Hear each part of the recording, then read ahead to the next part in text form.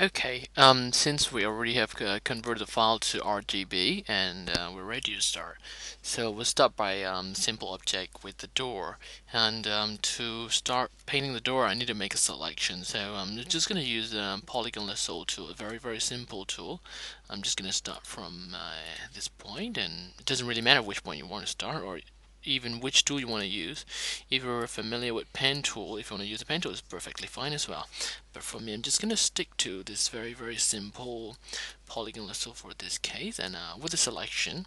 So once you've got the selection, you can just go right into the bottom of the layers palette, and here we go. There's this little icon which is actually called adjustment layer. Adjustment layers are really nice, and if you actually know how to use them.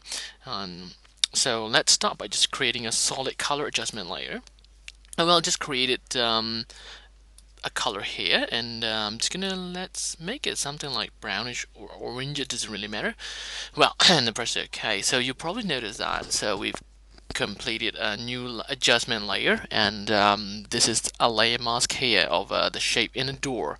Okay, but as you can see, it doesn't look like the door is turned into brown or anything like that, because that looks really horrible.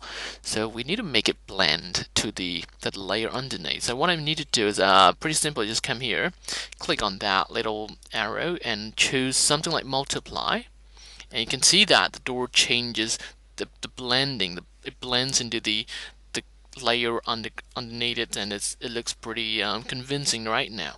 And of course, you can also try other modes like color burn, linear, or anything like that you find it useful. But for me, I'm going to stick with multiply for this tutorial.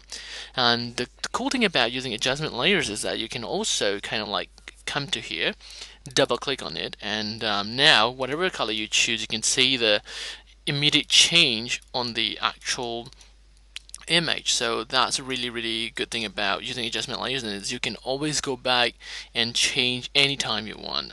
So after the door, let's move on to the head. For the head, I'm just going to use magnetic lasso. Same thing here. If you know how to use a pen tool, it's pretty actually neat. But for me, like I said, I'm going to stick with really basic tools today, and I'm just going to use that. And well, with the selection in tag, same thing. I'm just going to select, choose a solid color from here, and any color you like. Maybe I'll just give a little bit reddish brown, and same thing. I'm going to change the mode to multiply from normal.